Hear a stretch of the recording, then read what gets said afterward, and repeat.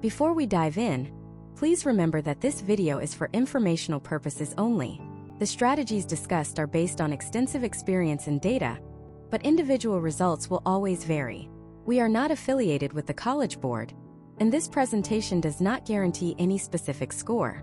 Let me tell you about a student we'll call Sarah. Sarah was the perfect student. Straight A's, president of 3 clubs, captain of the debate team. Her parents, her teachers, her friends, everyone just assumed she would crush the SAT. And why wouldn't they? She did everything you're supposed to do. She bought that 1,000-page prep book, the one that could double as a doorstop. She spent her entire summer vacation grinding. We're talking hundreds of hours, thousands of practice questions. She sacrificed her social life, her sleep, everything. She walked into that test center on a Saturday morning feeling exhausted, but confident. She'd put in the work. She deserved a great score. A few weeks later, the email arrives. Her heart is pounding as she logs into her College Board account. She sees the number 1280. Now, a 1280 isn't a bad score. But for Sarah, aiming for Ivy League schools and top-tier programs, it felt like a catastrophic failure. All that work, all those sacrifices, for a score that put her dream schools just out of reach. What went wrong? She did more practice problems than anyone she knew. She worked harder than everyone. The problem is, her story isn't an exception. It is the single most common story in the world of SAT prep. It's the default outcome for millions of hardworking, intelligent students across the United States who are following deeply flawed, outdated advice. The issue isn't a lack of effort. It's that the effort is being poured into the wrong things. It's like trying to fill a bucket with a giant hole in the bottom. You can pour water in all day, but it's never going to fill up. This video is here to patch that hole. We are going to dismantle the 5 most common score-killing mistakes that are trapping students in average score ranges. These are the subtle traps that cause brilliant students like Sarah to underperform. And by the end of this presentation, you will have a crystal-clear, strategic roadmap to not just avoid these traps, but to systematically build your score to the 1500+ level. We're going to replace wasted hours with laser-focused, effective preparation. So let's get into it. The very first and by far the most destructive mistake is what I call the fallacy of volume. This was Sarah's fatal flaw. It's the belief that the key to a high score is simply doing an enormous quantity of practice problems. You see it everywhere. Tutors telling you to do 50 math problems a day. Prep books filled with thousands of questions. The entire industry is built on this idea that more is better. But it's a lie. A dangerous lie. Just mindlessly churning through problems is one of the least effective ways to prepare for this test. Think about it like this. Imagine you want to become a world-class chef. So, you decide you're going to bake 1,000 cakes. You follow a recipe, you bake the first cake, and it comes out a little dry. You taste it, shrug, and say, okay, on to the next one. You bake a second cake, same recipe. It's also dry. You bake a third, a fourth, a 10th, a 100th. After baking 1,000 dry cakes, what have you become an expert in? You've become an expert in baking dry cakes. You've reinforced the same fundamental error 1,000 times. You haven't improved. You've just solidified your mistakes. This is exactly what happens when you practice the SAT on autopilot. You do a math section. You get 5 questions wrong. You glance at the answer key, see the correct solution, and have that aha moment. Oh, right, I forgot to distribute the negative sign. Simple mistake. And then you move on. You feel like you learned something, but you didn't. That aha moment is a cognitive illusion. You haven't truly internalized the concept. You've just passively recognized a solution that was presented to you. You haven't struggled with it, you haven't rewired your brain to see the pattern next time. So when you face a similar problem 2 weeks later, under the pressure of the clock, you're going to make that exact same mistake again. You're not learning. You're just spinning your wheels, mistaking motion for progress. So what's the alternative? The solution is to flip the entire model on its head. Instead of a philosophy of quantity over quality, you need to adopt a system of quality through quantity. It's a system of deep, deliberate practice. Top 1% scorers don't do thousands of random problems. They might only do a few hundred, but they treat each question like a medical student dissecting a cadaver. They go deep. Here's how you actually do it. Step 1 is to stop doing massive problem sets. Instead, do a small targeted set. Maybe 20 math questions or 2 reading passages. Time yourself strictly. The goal here isn't to get a great score.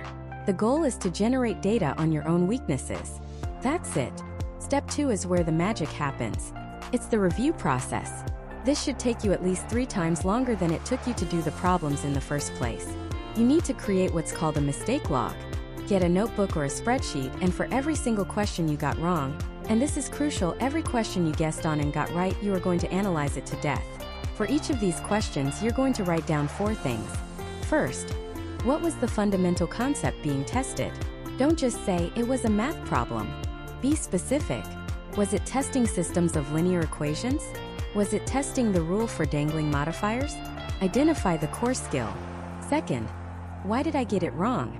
Again, be brutally honest and specific. Don't just write careless error. That's lazy. What kind of careless error? Did you misread the question? Did you solve for x when the question asked for 2x? Did you bubble in C when you meant to bubble in B? Or was it a content gap? Did you genuinely not know the formula for the area of a trapezoid?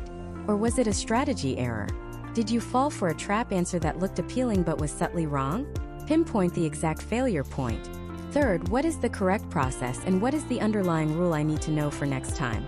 Write out the step-by-step solution in your own words. Don't just copy the answer key. Explain it to yourself as if you were teaching it to someone else. If it's a grammar rule, write down the rule itself. Force yourself to articulate the logic. And fourth, the most important part, how will I spot this type of problem and what is my strategy next time? Create a simple, actionable rule for yourself. For example, if I see a word problem with 2 variables and 2 different scenarios, my first thought should be to set up a system of equations. Or, when I see a reading question with the word except, I will circle it 3 times so I don't miss the negative framing. Do you see the difference? The average student does 100 problems and spends 10 minutes reviewing. The elite student does 20 problems and spends an hour reviewing. They are not just practicing, they are performing surgery on their own mistakes. They are building a personalized library of their own failure points and creating custom-built strategies to conquer them. They're not just hoping to get better, they are engineering their own improvement. This single shift in mindset, from being a passive problem doer to an active mistake analyzer, is the biggest lever you can pull to increase your score. It is the absolute foundation of effective prep, but it's only the first step. Because even students who do this can fall into the next trap, a much more subtle mistake that explains why scores often hit a hard plateau and refuse to move, no matter how detailed your mistake log is. It's a trap that deals not with how you practice, but what you practice. And this brings us to mistake number 2, the low-quality resource trap. This is, without a doubt, one of the most common and devastating errors a student can make. It's the reason why someone can study for 100 hours, fill notebooks with notes, and see their score barely budge. They're putting in the work, but they're digging in the wrong mine. See, the SAT isn't just a test of your math and English skills. That's the surface-level understanding. The SAT is a highly specific, standardized, and, frankly, peculiar exam. It has its own internal logic, its own favorite question types, its own unique way of phrasing things, and its own carefully designed trap answers. Think of the College Board, the creators of the SAT, as a game developer. They have spent decades and millions of dollars designing a very specific final boss. This boss has predictable patterns, specific weaknesses, and a signature set of moves it uses over and over again. Using unofficial practice materials from random websites, generic test prep books, or unvetted sources is like trying to train for that final boss by fighting a completely different character from a different video game. Sure, you're fighting. You're practicing your button-mashing skills. You might even be fighting a character that seems harder, but you're not learning the actual patterns you need to win. You're developing the wrong muscle memory. You're learning to dodge left when the real boss always attacks from the right. Let's get specific because this is where the damage really happens. Take the reading section. The single most important rule of the SAT reading section is that the correct answer is 100%, unequivocally, supported by the text. There is zero room for ambiguity or outside interpretation. Badly designed, third-party questions often break this golden rule. They'll have answer choices that are mostly right, or kind of implied by the passage. A student practicing with these materials learns a terrible habit. They start looking for the best fit among several plausible options. They learn to make small logical leaps. Then they get to the real SAT, apply this flawed strategy, and get torn apart. They can't understand why they're missing questions when the answer seems so close. It's because the real SAT has one perfect answer and 3 answers that are demonstrably, logically wrong based only on the text provided. By practicing with flawed materials, you are literally training yourself to pick the wrong answer. It's even more insidious in the math section. The SAT doesn't just throw random, difficult math problems at you. The math questions are puzzles, often testing foundational concepts in a tricky or unfamiliar way. They are designed to punish common careless errors and reward students who read carefully. Unofficial math problems often miss this nuance. They might be harder mathematically, involving more complex calculations or obscure formulas the SAT would never even test. So a student grinds through these super hard problems, gets frustrated, and feels like they're learning advanced math. But they aren't learning to spot the classic SAT trap where they ask for the value of 2x instead of x, or the trick to rewording a complex word problem into a simple equation. They are sharpening the wrong sword. They come to the real test, and it's not that the math is too hard. It's that the questions are too weird, and they haven't been trained to decode the SAT's specific language. This is why scores plateau. It's not just a waste of time. It's actively harmful. It destroys your confidence. You study a concept, take a bad practice test, and get a question on that concept wrong. You look at the explanation, which itself might be based on faulty logic, and you internalize an incorrect way of thinking. You're not just failing to learn the right strategy, you're actively learning the wrong one. This creates a cycle of confusion and frustration, leading students to believe, "I'm just not good at this," when the reality is they've been training with a broken compass. So what's the solution? It's simple, and it's non-negotiable. You must make official College Board materials the absolute core of your preparation. This is your source of truth. The gold standard, the only thing that is a 100% perfect representation of the test, are the official digital practice tests available through the College Board's Bluebook app. These are not just practice tests, they are the gospel. They are made by the same people who make the real test, using the same logic, the same data, and the same question crafting process. Every minute you spend analyzing one of these tests is worth 10 minutes spent on a random worksheet you found online. The silver standard is Khan Academy. Why? Because it's an official partner of the College Board. The questions there were developed in collaboration with the test makers. They share the same DNA as the real SAT. It's the single best resource for drilling specific skills and getting a large volume of high-quality practice questions that mirror the real thing. Now, does this mean every single third-party resource is useless? No, but you have to be incredibly careful. Let's call these the bronze standard, to be used with extreme caution. The best third-party companies are those that are obsessive about replicating the SAT style. They don't just write math problems, they write SAT-style math problems. They analyze every released official test and relentlessly mimic the patterns. But even these should be treated as supplements, not replacements. They are for drilling a specific skill you're weak on, not for simulating the full test-taking experience. Here's your unbreakable rule. The 80-20 rule of SAT prep. At least 80% of your total study time, your full-length tests, your question drills, your review, must be spent using official College Board materials, meaning Bluebook tests and Khan Academy. The other 20% can be spent on a highly vetted, top-tier third-party resource for extra practice on your weak areas. If you stick to this, you guarantee that the muscle memory you're building is the right one. You're learning the patterns of the actual final boss, not some random character from another game. You're learning the map of the actual territory you'll have to navigate on test day. So you've got the official materials, you're following the 80-20 rule, and you're avoiding the junk. You're set to see your score skyrocket, right? Not quite. Because even with the perfect resources in your hands, you can fall headfirst into our third mistake, a subtle but powerful trap that turns your study sessions into a complete and utter waste of time. It's the difference between looking at the map and actually learning the terrain. It's what separates students who spin their wheels from those who see consistent, massive gains. And this brings us to mistake number 3, the one I call the passive study trap. Imagine you want to become an incredible chef. So, you watch every cooking show on television. You subscribe to dozens of food channels on YouTube. You buy beautiful cookbooks and you spend hours highlighting your favorite recipes, memorizing ingredient lists, and rereading the instructions. You can explain the Maillard reaction in detail. You know the 5 French mother sauces by heart. In your mind, you are a culinary expert. Then one day, someone hands you a box of ingredients and says, "Okay, cook me a 5-star meal." And you freeze. You can't do it, because you never actually picked up a knife. You never felt the heat of the stove. You never made the mistakes, burned the sauce, or learned the feel of perfectly kneaded dough. You were a spectator, not a participant. This is exactly what 90% of students do when they prepare for the SAT. They sit down, open a prep book, and they read.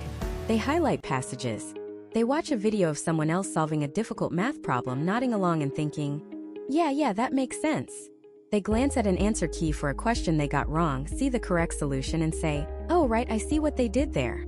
And their brain gives them a little hit of dopamine, a false sense of accomplishment.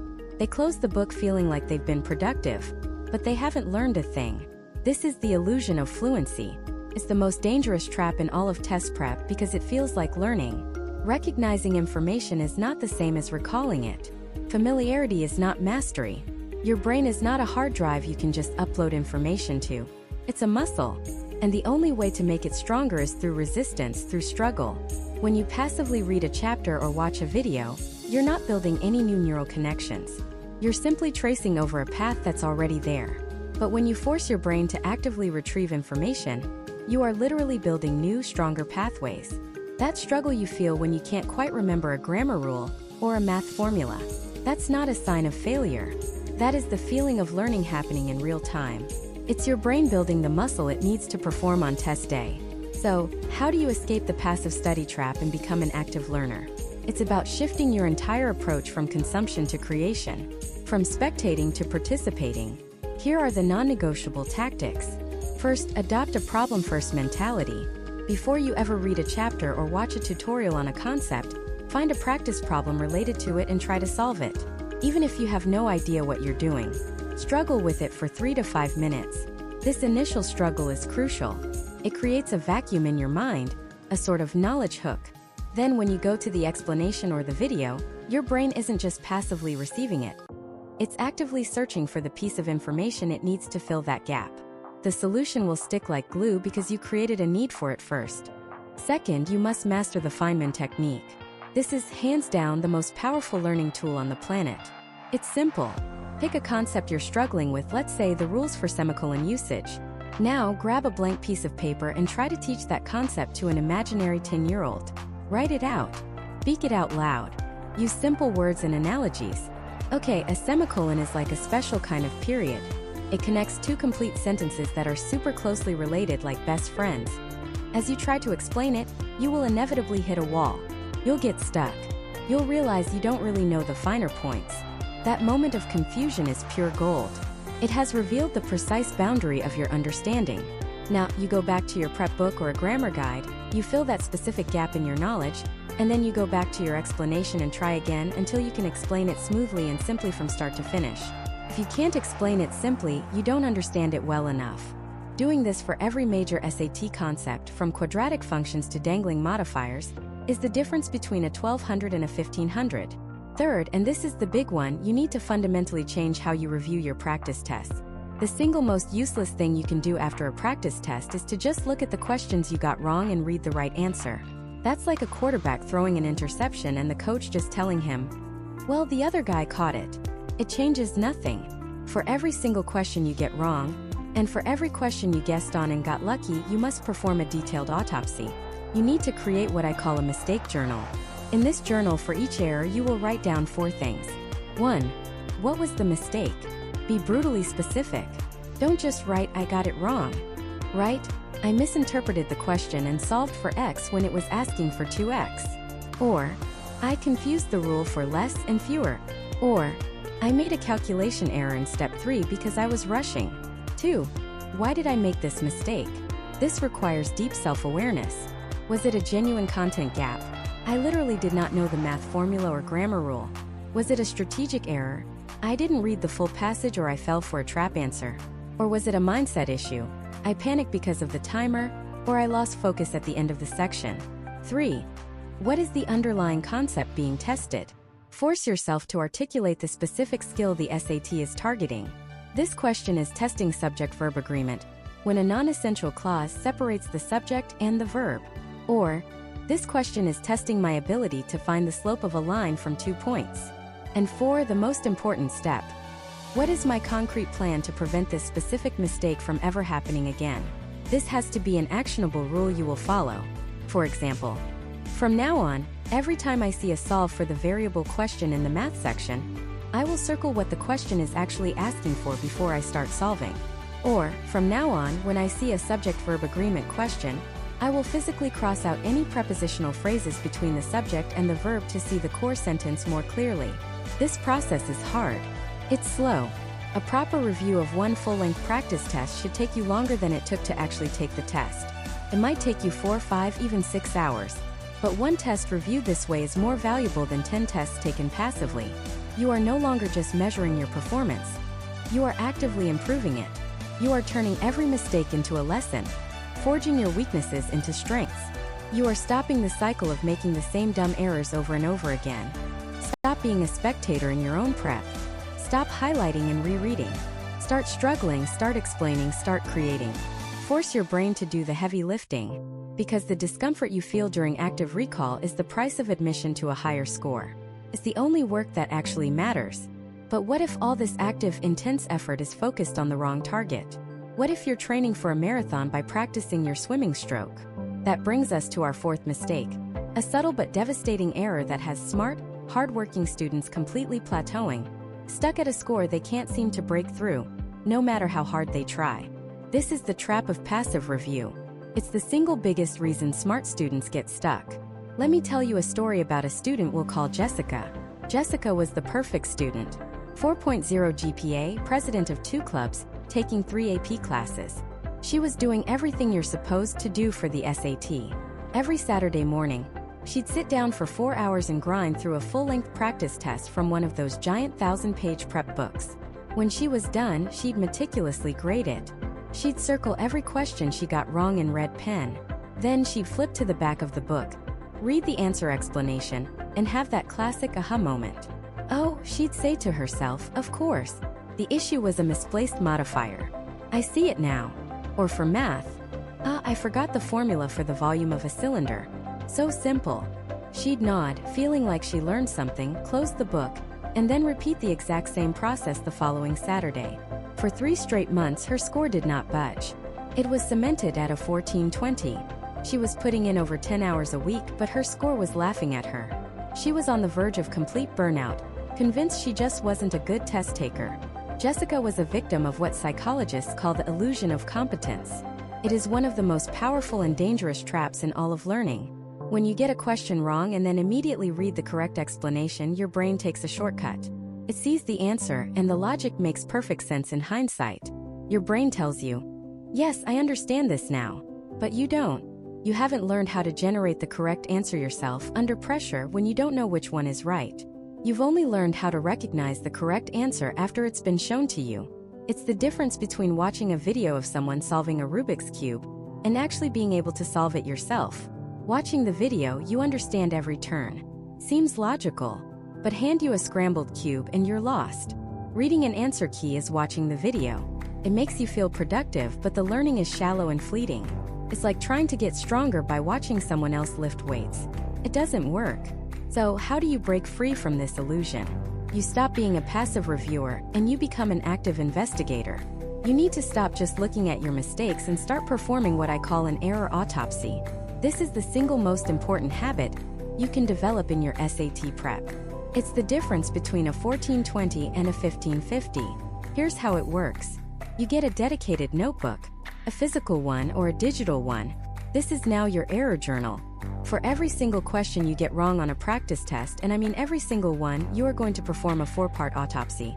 You will write down the answer to these 4 critical questions. Question 1. Why did I choose the wrong answer? You have to be brutally honest with yourself here. Don't just say, I guessed. Why did you guess? Did you run out of time? Did a specific word in the answer choice trick you? Did you fall for a classic trap, like an answer that was factually true but didn't actually answer the question being asked? Did you misread the question itself? Maybe in the math section you solved for x when the question asked for 2x. You have to diagnose the precise cause of death for your previous answer. Write it down. I chose answer B because it used a fancy vocabulary word from the passage, but it didn't represent the main idea. That's a diagnosis.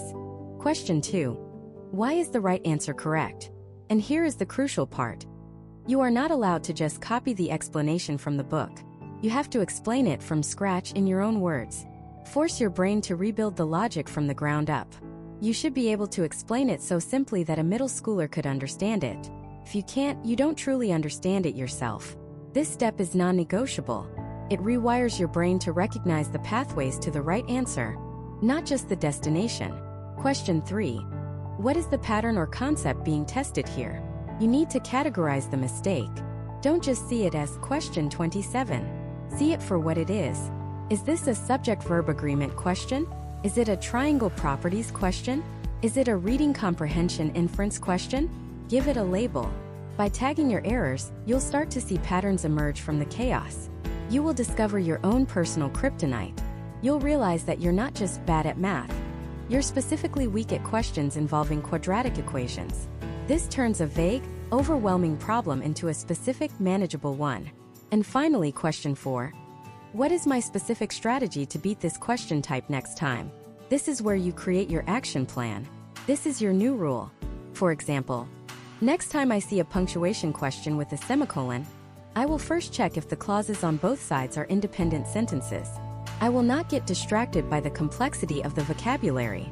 Or for math, next time I see a word problem about percentages, I will immediately write down what the percentage is of before I do any calculation, to avoid calculating the wrong value. This turns every mistake into a concrete rule for the future.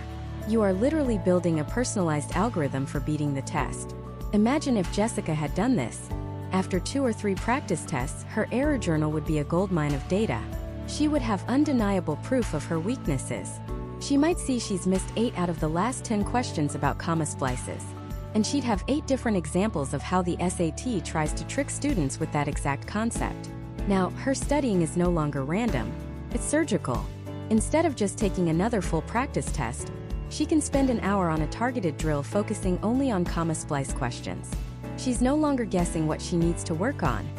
The data is telling her exactly where the points are being lost. This process is hard. It's slow. It is mentally taxing. It is 100 times more difficult than passively reading an answer key. But it is also 100 times more effective. It's the difference between being busy and being productive. It's how you break through those frustrating plateaus and start seeing real significant jumps in your score. You stop being a victim of the test and you become a detective, uncovering its secrets one mistake at a time. But even with this powerful technique, even if you analyze every error with the precision of a surgeon, there's one final overarching mistake that can render all your hard work completely useless. It's not about what you study or how you review. It's about the very foundation of your prep, the core resource you rely on. And using the wrong one is like trying to build a skyscraper on a foundation of sand. So what is this foundation of sand? It's the single biggest, most catastrophic mistake I see students make day in and day out. It's mistake number 1, using unofficial practice materials. I want you to imagine a student.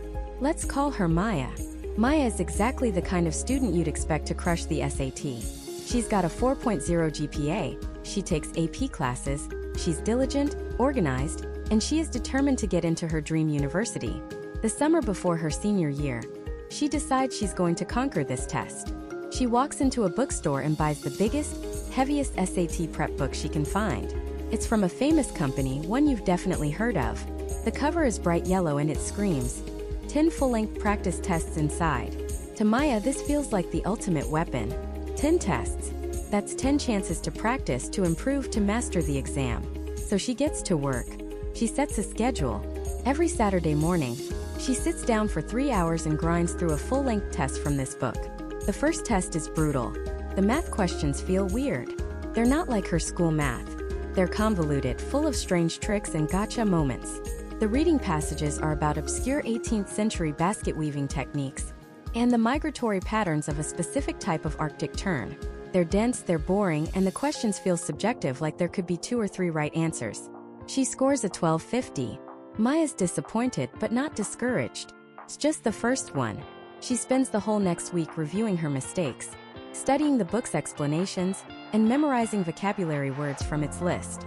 The next Saturday, she takes test 2. She feels a little more prepared, but the questions are just as bizarre. This time, the math section has a question about logarithmic functions that seems way beyond the scope of the SAT. The reading section has a passage on the socio-economic impact of medieval Bulgarian pottery. She finishes exhausted. Her score? A 1,220. It went down. Now panic starts to creep in. What is she doing wrong? She's studying harder than ever. For the next 6 weeks, Maya is trapped in this cycle of misery. She takes a test, feels horrible, studies the strange logic of the book's answers, and then her score stagnates. It bounces around between 1200 and 1300, never breaking through. Her confidence is shattered. The girl who aced AP Calculus is now convinced she's just bad at math. The student who loves to read now dreads the reading section. She starts to believe the negative self-talk. Maybe I'm just not a good test taker. Maybe my dream school is out of reach. She has dedicated hundreds of hours, her entire summer, to this bright yellow book. And all it has given her is anxiety and a score that doesn't reflect her true ability. Then one day, she mentions her frustration to a school counselor. The counselor listens patiently and then asks a simple question. Maya, are you using the official practice test from the College Board? Maya frowns. No, I'm using this big book from company name. The counselor gives her a knowing look and tells her to download the Bluebook app, the official digital SAT platform from the College Board, and take one of their practice tests. That weekend, with a heavy sense of dread, Maya logs in. The interface is clean. She starts the test, and something feels different. The math questions are still challenging, but they're straightforward. They test concepts she knows without the weird tricks. The logic is clear. The reading passages are interesting, pulled from real-world science and literature. The questions are precise. There is one unambiguously correct answer for each one. The whole experience feels fair. She finishes the test, her heart pounding. She clicks to see her score. It's a 1410.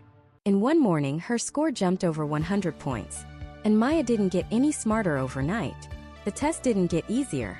The only thing that changed was the source material. She realized with a sickening feeling that she hadn't been practicing for the SAT at all. She had been practicing for a fake, poorly designed imitation of the SAT.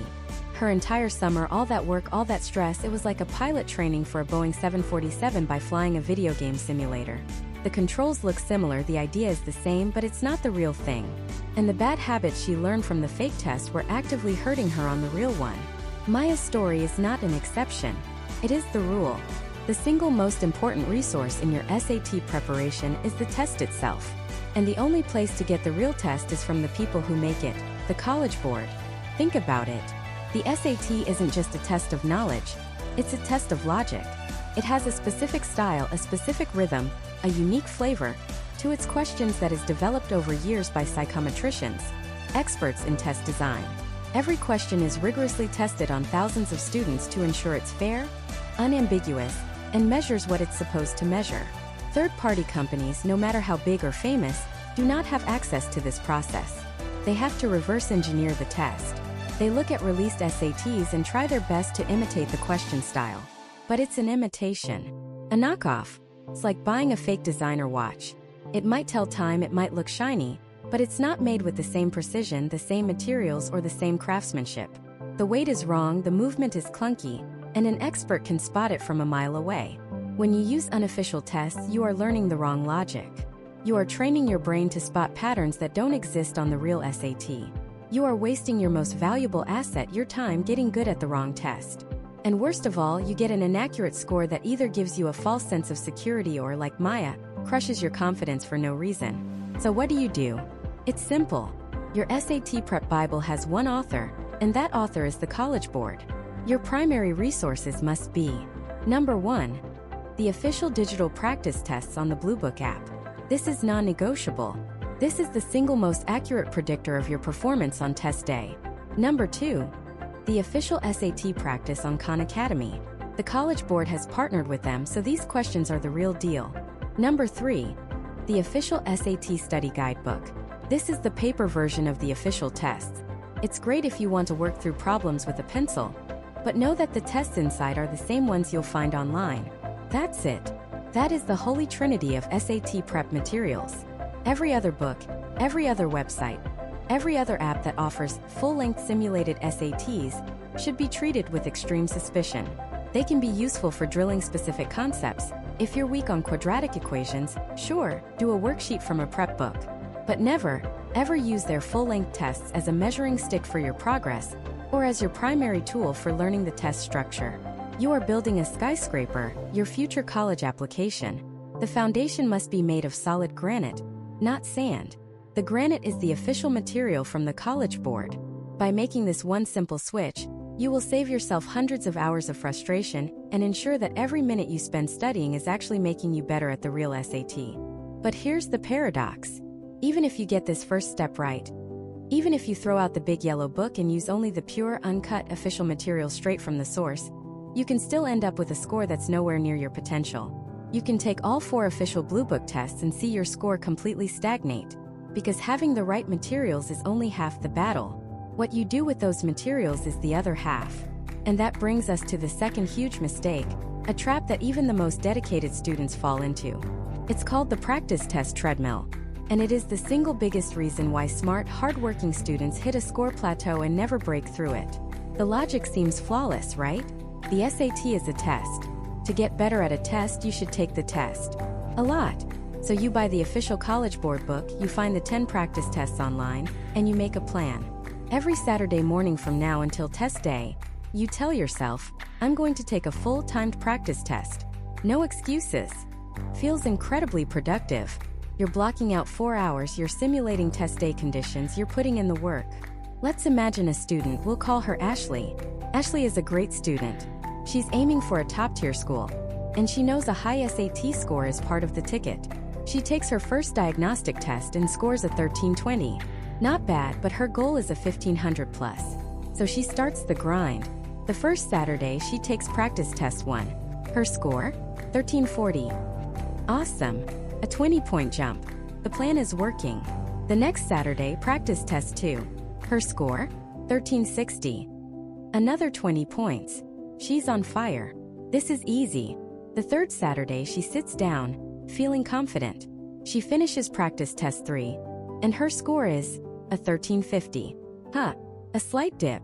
Okay, she thinks. Maybe it was a harder test. Or I was just tired. She brushes it off. The next Saturday, practice test 4. She really focuses this time. The score comes back 1360. And just like that, she's hit the wall. For the next 6 weeks, Ashley's scores hover in the exact same range. 1370, 1350, 1380, 1360. The initial burst of progress is gone. Now she's just spinning her wheels. She's sacrificing her weekends, she's burning through the official practice materials, and she's getting more and more frustrated. She's working harder than ever, but her score is completely stuck. She's on the practice test treadmill, running as fast as she can, but going absolutely nowhere. Does this sound familiar? Maybe this is you right now.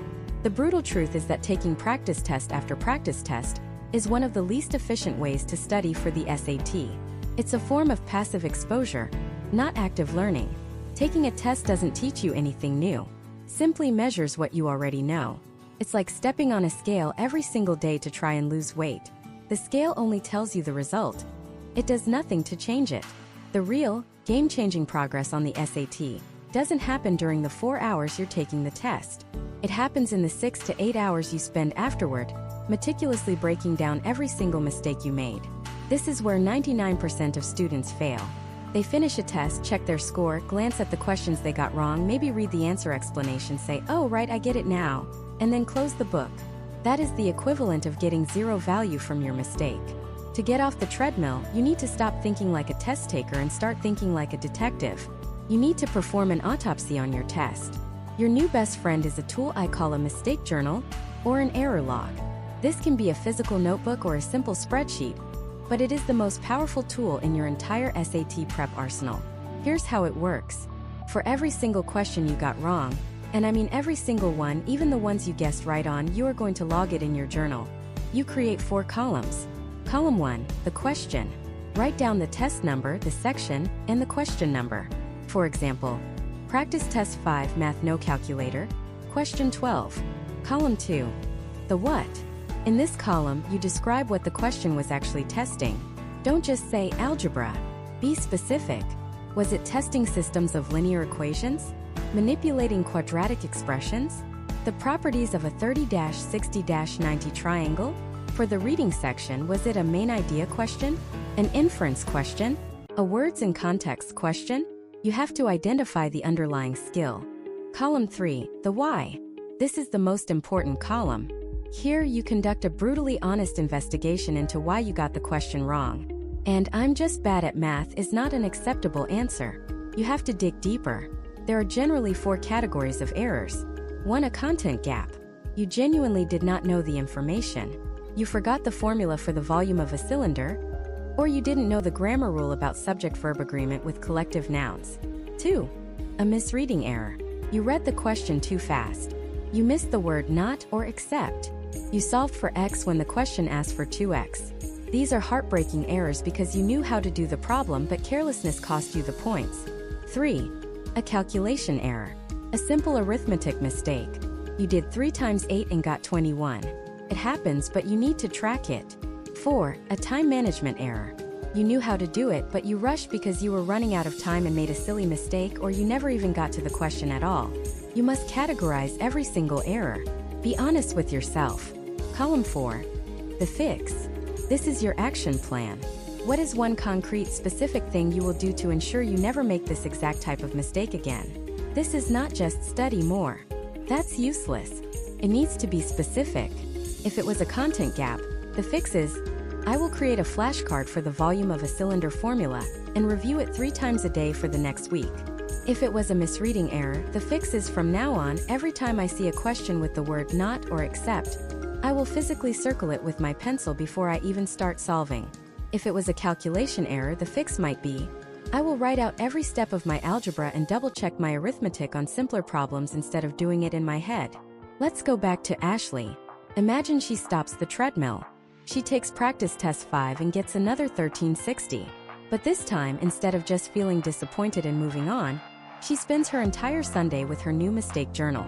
She goes through all 45 questions she got wrong. She discovers a pattern. 10 of her math errors weren't from hard concepts. They were from misreading the question, solving for the radius instead of the diameter. 7 of her writing errors were all on questions about comma splices. She realizes she doesn't actually have a solid grasp of that rule. Her fix column starts to fill up. For the misreading errors, she commits to circling the specific thing the question is asking for.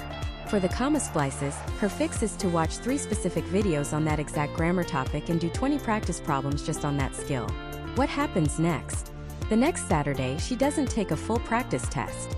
Instead, she spends 4 hours doing targeted practice based on her mistake journal. She drills her weak areas, comma splices, systems of equations, interpreting scientific charts. The week after that, she takes practice test 6. Her score? A 1,440. An 80-point jump. Not because she took more tests, but because she stopped measuring her ability and started fixing her weaknesses. This is the difference between quantity and quality. One practice test that is analyzed with this level of detail is worth more than 10 practice tests that are just taken and forgotten. The goal is not to take as many tests as possible. The goal is to learn as much as possible from your mistakes, so that you have fewer mistakes to make on test day. The treadmill makes you feel productive. The mistake journal makes you actually productive. It transforms your prep from a passive, frustrating grind into an active, strategic mission to hunt down and eliminate every single one of your weak points. It's more work, absolutely, but it's the only work that truly matters. But even with this powerful strategy, there's another subtle trap that can completely derail your progress. It has to do with how you divide your time between the different sections of the test, and it's a mistake driven by our own psychology, our desire to do what feels good instead of what's effective. And that brings us to mistake number 3. Mistake number 3 is the comfort zone trap. It's the incredibly common, almost universal tendency to spend the majority of your study time working on subjects you're already good at. This sounds insane when you say it out loud. Why would anyone do that? The answer is simple: because it feels good. It's a dopamine hit. When you sit down and drill math problems and you're a math person, you get them right. Answer after answer, green checkmark after green checkmark. You feel smart, you feel productive, you feel like you're crushing your SAT prep. Your brain is rewarding you for doing something you've already mastered. Contrast that with the feeling of tackling your weakest section. Let's say it's the reading section. You open the book and your heart sinks a little. You see a dense 2-column passage about the migratory patterns of the Arctic tern from a 19th century scientific journal. You read it, your eyes start to glaze over, and you get to the questions. They feel ambiguous, tricky. Every option seems plausible. You spend 10 minutes wrestling with it, you check your answers, and you got half of them wrong. How does that feel? Feels terrible. Feels like you're stupid. Feels like you're wasting your time. Your brain is punishing you for trying to improve. So what does the average student do? They retreat. They run back to the safety and comfort of their strongest subject. They tell themselves a story. I'm just not a reading person. Or, I'll make up for my low verbal score with a perfect math score. This is the siren song of mediocrity. It's the single biggest reason why students hit a score plateau and never break through it. Let me paint you a picture. Let's imagine a student named Alex. Alex is a math whiz. He lives and breathes equations. He scored a 720 on the math section of his first practice test without even trying that hard. But his evidence-based reading and writing score? It was a 580, a respectable score, but not one that's going to get him into his dream engineering program. So Alex designs a study plan. He decides to study for 2 hours every day. On Monday, he sits down full of motivation. What does he open? The math book. He spends 2 hours flying through problem sets on functions in geometry. He gets almost every question right. He closes the book feeling like a genius. This is great, he thinks. I'm on my way to an 800. Tuesday, he does the same thing. Wednesday, same thing. By Friday, he spent 10 hours studying for the SAT. 9 of those hours were spent on math, the section he was already an expert in. Maybe 1 hour was spent reluctantly skimming a reading passage before he got frustrated and went back to the comfort of algebra. Alex takes his next practice test a month later. His math score? It went from a 720 to a 740, a 20-point gain for dozens of hours of work. His reading and writing score? It went from a 580 to a 590, a 10-point gain. He's completely baffled and demoralized. He thinks, I studied so hard and my score barely moved. This is impossible. But it's not impossible. Alex just fell into the comfort zone trap. He was a victim of the law of diminishing returns. This is a critical concept. Think of your SAT score like a video game character. You have skill points to distribute. Getting a skill from level 1 to level 10 is easy and fast. It doesn't take much experience. Getting a skill from level 90 to 91, however, takes a massive amount of experience points. The grind becomes exponentially harder. The same is true for the SAT. The effort it takes to go from a 720 to a 740 in math is monumental. You're fighting for the absolute hardest, trickiest questions on the entire test. You're competing against other math whizzes. Every point is a battle. But the effort it takes to go from a 580 to a 680 in reading and writing is so much less. A 100-point jump. That's life-changing. Those points aren't hidden behind diabolical trick questions. They're locked behind fundamental misunderstandings of grammar rules, passage reading strategies, and question types. These are all learnable skills. Alex could have spent those same dozens of hours on his weakness and potentially raised his verbal score by 100 points or more, far outweighing the tiny 20-point gain he got in math. His total score would have skyrocketed. So how do you escape this trap? It requires a deliberate, and sometimes painful shift in mindset. First, you need to perform a brutal honesty audit. Take a full-timed official practice test. When you get your score, don't just look at the big numbers. I want you to dig into the sub-scores. I want you to create a pain list. Go through every single question you got wrong, and every question you guessed on and got right, and categorize it. Don't just write math. Write problems involving quadratic equations. Don't just write reading. Write command of evidence questions, or interpreting data in graphs and charts. Be specific. This list is now your treasure map. Each item on that list is a buried chest of points just waiting for you to dig it up. Second, you have to learn to embrace the feeling of being bad at something. This is the hardest part. You must rewire your brain. When you sit down to study your weakest subject and you feel confused, frustrated, and slow, I want you to stop and tell yourself, this feeling is the sound of progress. This is where the points are. The goal of a study session is not to feel smart. The goal of a study session is to find something you don't understand and then figure it out. Getting a question wrong is not a failure. It is a diagnostic tool. It is a gift. It is a laser pointer showing you exactly where you need to focus your energy for maximum results. Third, you need to structure your time accordingly. I recommend the 70/20/10 rule. If you have 2 sections on the SAT math and evidence-based reading and writing, you need to identify which is your weakest, which is your middle ground if applicable, for example, reading versus writing, and which is your strongest. You will now spend 70% of your total study time on your absolute weakest area. 20% of your time will go to your middle area, and only 10% of your time will be spent on your strongest subject. That 10% is just for maintenance to keep the saw sharp. You don't need to master it again. For Alex, this would have meant that out of his 10 hours of studying, 7 hours would have been dedicated to reading and writing, and only 1 hour to math. Imagine how different his results would have been. This approach feels completely backward. It feels uncomfortable. It will attack your ego. But it is the single most effective way to allocate your most precious resource, your time. You don't get points for feeling good while you study. You get points for fixing your weaknesses. The path to a higher score is paved with the bricks of the concepts that you find most difficult. Your job is not to walk around them but to walk directly over them one by one.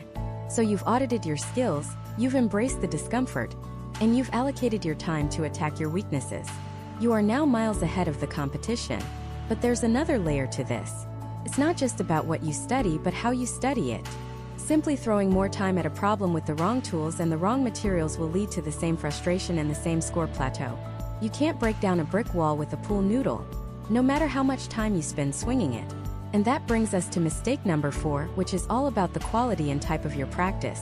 And this is mistake number 4, fighting the war with the wrong weapons. I'm talking about using low-quality, unofficial, or outdated practice materials. Let's be brutally honest. The SAT is not a general aptitude test. It is not a measure of your intelligence or your worth as a human being. It is a very specific, very peculiar, very standardized game created by one company, the College Board. They write the rules, they design the playing field, and they build the obstacles. Every question has a unique DNA, a certain logic, a particular flavor that is distinctly College Board. When you study using materials from random websites or big-name test prep companies that just pump out generic content, you are not preparing for the SAT. You are preparing for someone else's imitation of the SAT. And that is a fatal error. It's like a boxer training for a title fight against Muhammad Ali by only sparring with someone who has seen a few of his fights on TV. The imitation might look vaguely similar, but it lacks the rhythm, the sting, the genius of the real thing. You end up learning to dodge punches that will never be thrown and leaving yourself open for the real attacks you never saw coming. These unofficial materials are dangerous for 3 specific reasons. First, they get the difficulty wrong.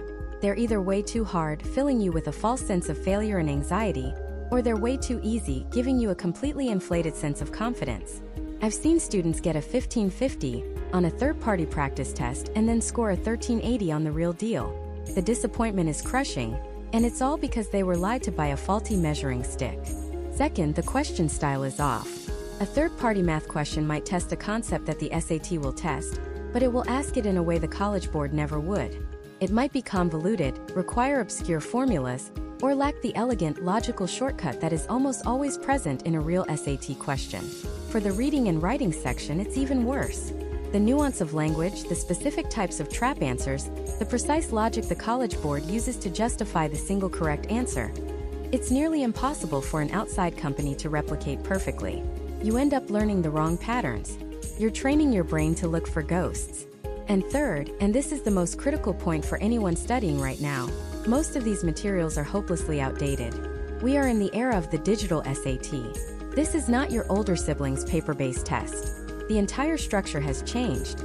The long, soul-crushing reading passages are gone, replaced by dozens of short, focused passages. The math section is now fully calculator active, with the powerful Desmos graphing calculator built right into the testing software. And most importantly, the test is section adaptive. Your performance on the first module of math determines whether you get an easier or a harder second module. If you are studying from a physical book printed before 2023, you are essentially studying for a test that no longer exists. It's like preparing for a chess tournament by only studying the rules of checkers. The board might look similar, but the game is fundamentally different. You're not practicing with Desmos, you're not getting used to the short passage format, and you're not experiencing the adaptive nature of the test. You are setting yourself up for a massive shock on test day. So what's the solution? It's simple. You must make the College Board your single source of truth. Your entire prep should be built on a foundation of official materials. This is non-negotiable. This is the first commandment of effective SAT prep. Your Bible should be the College Board's own resources. First and foremost, the Bluebook app. This is the digital application you will use to take the actual SAT. The College Board has released a handful of full-length, official, adaptive digital practice tests on this app. These are pure gold. They are the single most valuable prep resource in existence, period. Taking these tests is the closest you can possibly get to simulating the real experience. The interface is the same, the timing is the same, the questions are written by the test makers themselves, and the adaptive logic is the same. Every single student serious about their score should take every single one of these official practice tests before their test day. Second, Khan Academy. For years, Khan Academy has had an exclusive partnership with the College Board to provide free, official SAT practice. They have now fully updated their platform for the digital SAT. It has thousands of official practice questions, sorted by skill and difficulty, all created with the College Board. If you discover from a Bluebook practice test that you're weak in, say, boundaries questions in the math section, you can go to Khan Academy and drill hundreds of official questions on that one specific skill. It is the perfect complement to the full-length practice tests. These two resources, the Bluebook app and Khan Academy, should form at least 90% of your SAT prep. This is your gold standard arsenal.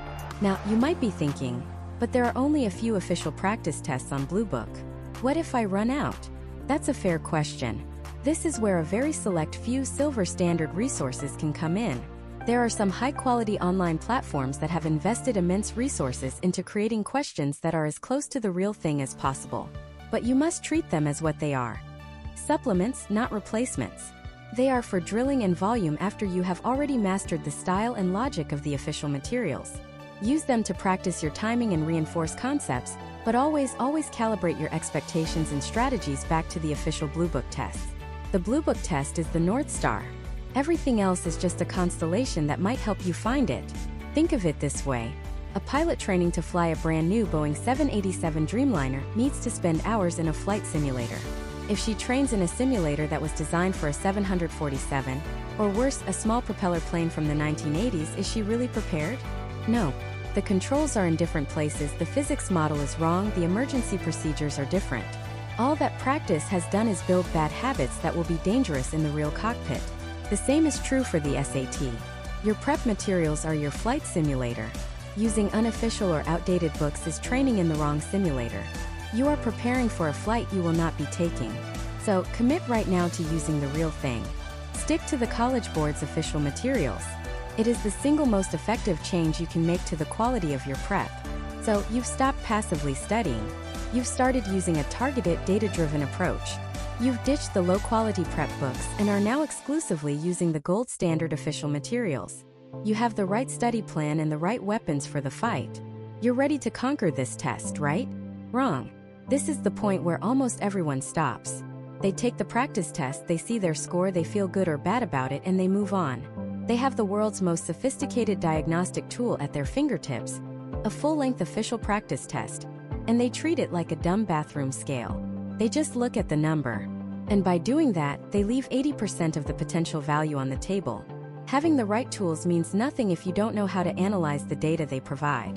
And that brings us to the fifth and final mistake, the one that separates the 1500s from the 1300s, the one that truly unlocks your potential, failing to review your mistakes. It's the graveyard of good intentions. It's where progress goes to die. Taking a full-length 4-hour SAT practice test is hard. It's draining. And when you're done, you flip to the back, you tally up your score, and you feel that wave of either relief or disappointment. And then you close the book. You put it away. You tell yourself, okay, a 1380. I'll try to do better next time. And you move on. You've just spent 4 hours generating the single most valuable dataset you will ever have in your prep. A perfect, customized blueprint of your exact strengths and weaknesses, and you've thrown it in the trash. Failing to properly review your mistakes is, without any exaggeration, the single biggest differentiator between students who plateau and students who skyrocket. It is the literal definition of working hard but not smart. Imagine a doctor runs a dozen blood tests on you, gets a huge printout of results, sees a bunch of red flags and warning signs, and then just says, okay, let's run the same tests again next week and see if they're better. You would find a new doctor. Yet, this is what 90% of students do. They take a practice test, see the red flags, the wrong answers, and their only solution is to take another test, hoping that by some magic the red flags will disappear. They won't. They'll just multiply. Because here's the secret the top scorers know. Every single question you get wrong is a gift. It's a bright flashing neon sign pointing directly at a weakness. Your wrong answers are a treasure map, and each X marks a spot where points are buried. Simply looking at the X and acknowledging it's there does nothing. You have to dig. You have to understand why the treasure is there, what tool you needed to get it, and how you'll bring the right tool next time. The most common and most useless form of review goes like this. Okay, number 24 in the math section. I put B.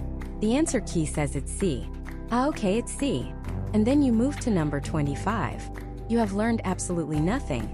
You haven't understood why C is right, you haven't understood why you thought B was right, and you haven't developed a system to avoid making a similar mistake on a similar question in the future. You've just confirmed that you were wrong. Congratulations! To truly transform your score, you need a system. A rigorous, analytical, and honest process for dissecting every single error. Not just the ones you got wrong, the ones you guessed on and got right too. Those are time bombs waiting to go off on the real test. So let's build that system right now. I call it the 4-level autopsy.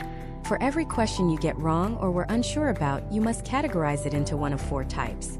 The first category is the careless error. This is the most frustrating mistake of all. You read the question, you look at your work, and you immediately know what you did wrong. You knew the formula, you understood the passage, but you added 2 and 3 and got 6. You solved for x when the question asked for 2x. You misread, which of the following is not, as which of the following is. You bubbled in the answer for number 12 in the slot for number 11. This is not a knowledge problem. This is a process problem. And the solution isn't to do more math problems. The solution is to refine your process. Do you need to start physically underlining the specific thing the question is asking for? Do you need to write your steps out more neatly so you don't misread your own handwriting?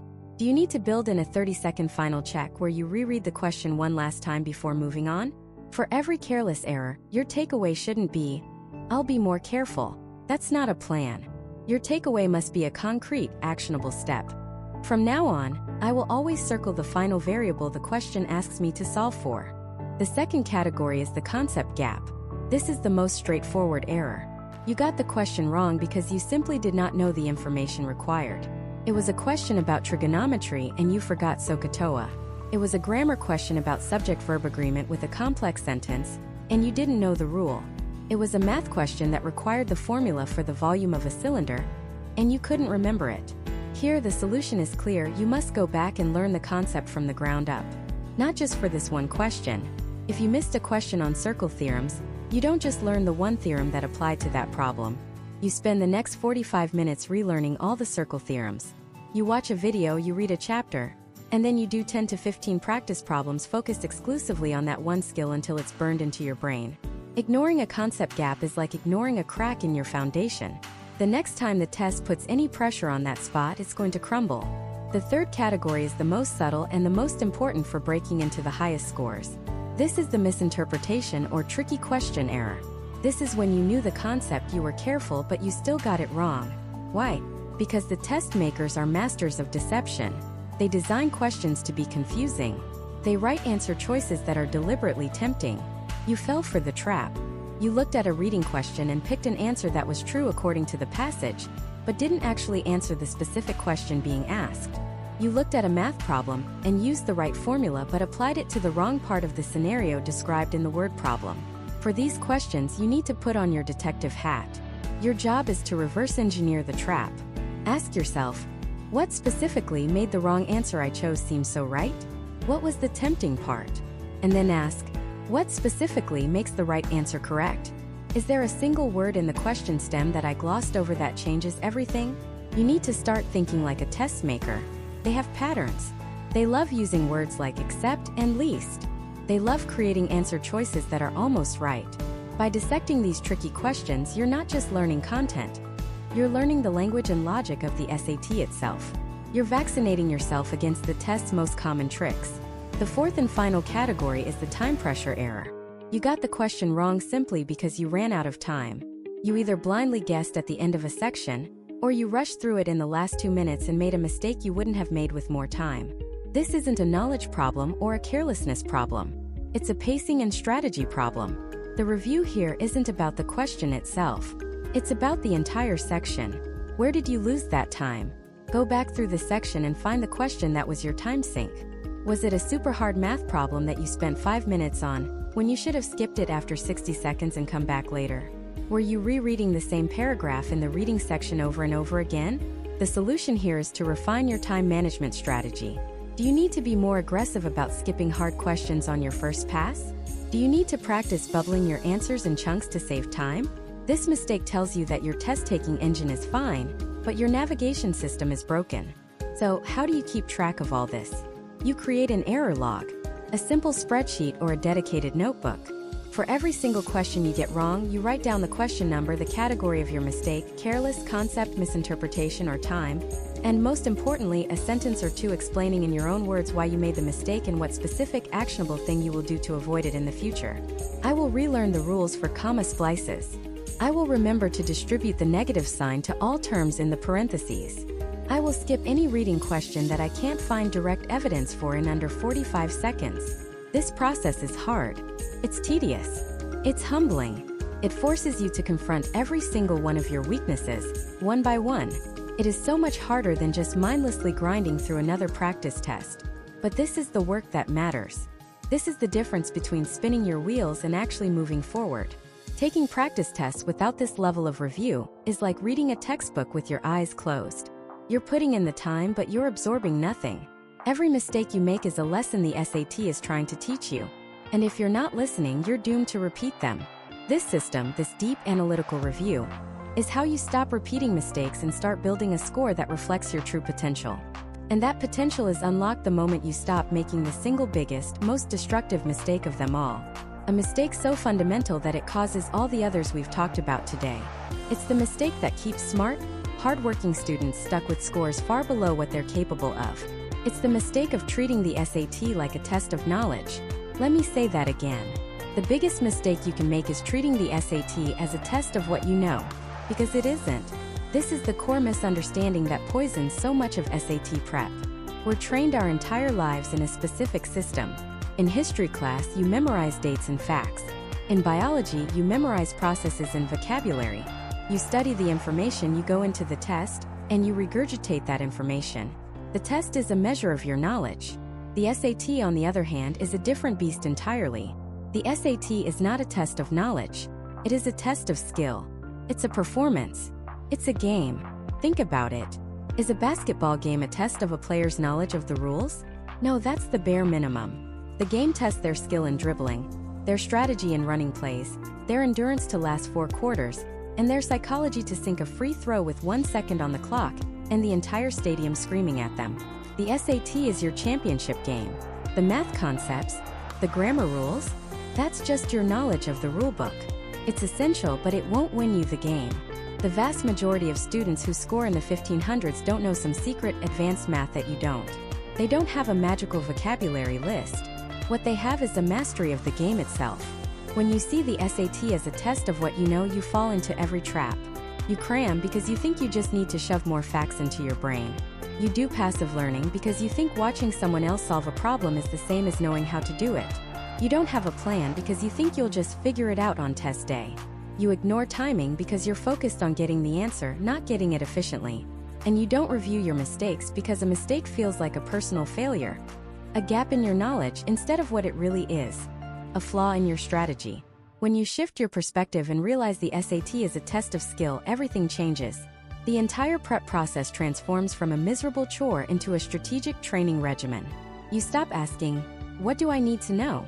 And you start asking, "What do I need to be able to do?" So what skills does the SAT actually test? Test 3 things: strategy, endurance, and psychology. First, strategy. The SAT is a highly standardized, predictable test. The people who write these questions are not creative geniuses inventing a new form of art with every problem. They are engineers using a blueprint. They use the same tricks, the same traps, and the same patterns over and over again. A strategic student learns these patterns. They don't just solve for X. They recognize the type of problem and deploy a pre-planned, efficient method for solving it. They know which answer choices are designed to look tempting but are fundamentally flawed. They master the process of elimination, turning a difficult question they might not know how to solve directly into a simple 50-50 guess.